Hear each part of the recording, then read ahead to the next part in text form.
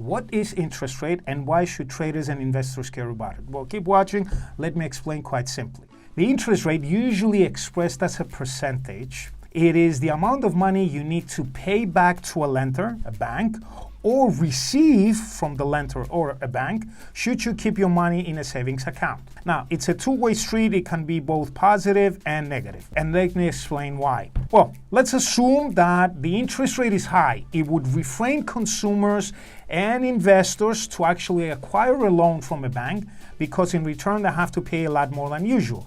When it's low, the exact opposite happens.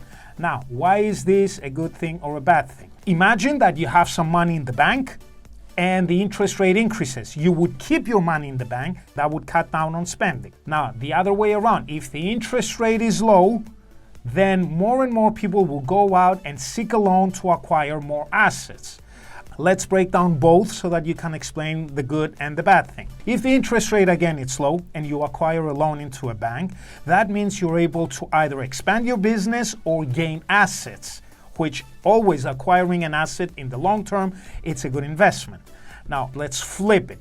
If the interest rate is high, you would refrain, meaning the bank won't make the return from your loan, but at the same time, the bank would pay you money, which makes it a negative for the lender. So depending on the interest rate, both the lender and the receiver can gain, depending on the situation. At the same time, it's an indicator of the country's economic health.